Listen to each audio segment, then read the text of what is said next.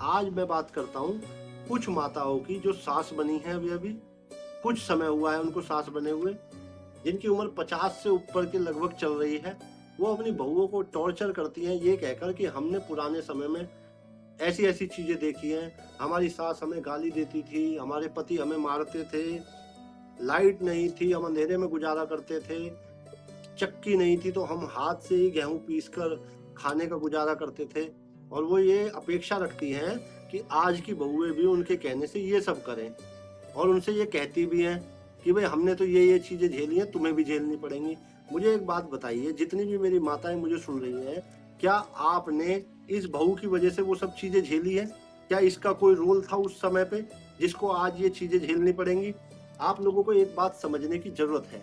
जो चीजें आपने झेली हैं, आप ये कोशिश करें ना कि आपके बच्चे उन चीजों को ना देखें। मैं तमाम माताओं को ये समझाना चाहता हूँ, जो लोग, जैसे मोबाइल आपने देखा होगा, अगर समय समय पर हम उसके सॉफ्टवेयर को अपडेट ना करें तो मोबाइल हैंग करने लगता है। अगर आप समय के हिसाब से अपडेट नहीं रहोगे तो एक दिन हैंग हो जाओगे। तो सभी माताओं को ये समझाना चाहता हूँ, आप अनुभवी लोग हैं, आप मुझसे बड़े हैं, समझदार हैं और सुलझा हुआ व्यक्तित्व भी रखते हैं, लेकिन फिर भी मैं अपनी माताओं से ये कहना चाहता हूँ, बहू बेटियों को परेशान करना बंद करो। और जो कुछ नासमझ बहुएं हैं, मैं उनको भी समझाना चाहता हूँ, अपनी सास को सास मानकर उनकी सेवा मत करो, अपनी सास को माँ मानकर उनकी सेवा करो। और जो लोग अपनी माँ और बीवी के बीच में सही को सही और गलत को गलत नहीं कह पाते, चेहरा देखकर बात करते हैं, बीवी के प्रेशर में माँ से उल्टा बोलते हैं या माँ के प्रेशर में बीवी को उल्टा बोलते हैं, तो उन लोगों को मैं समझा देना चाहता हूँ, हमेशा सच को सच और झूठ को झूठ कहो, गलत को गलत और सही को सही कहो, चाहे उसमें आपकी माँ हो या आपकी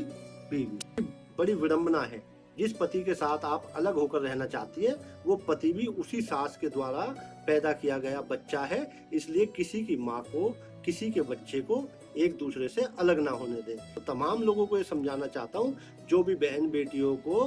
किसी भी तरीके से परेशान कर रहे हैं दहेज के कारण या किसी और कारण, तो भैया अपनी सोच को बदलो। दहेज कोई बहुत बड़ा विषय नहीं है। 5-7 साल में मैंने देखा है, फर्नीचर से लेके गाड़ी घोड़े सब टूट फूट के बराबर हो जाते हैं, आखिर में बचती है एक लड़की, और वो लड़की हमेशा आपका साथ देती है, आपके वंश को चलाती है और आपके परिवार को आगे बढ़ाने का काम करती है। इसलिए सभी से कहता हूँ, बहन बेटियों की इज्जत करो, अपने माँ बाप की इज्जत करो, बुआओं की इज्जत करो और सबसे मीठा बोलो, भाई बहन आपस में प्यार बनाए रखो, और सास और बहू दोनों आपस में बेहद प्यार से रहें, तभी आपके घर में सुख शांति रहेगी। जय हिंद, वंदे मातरम, राधे राधे।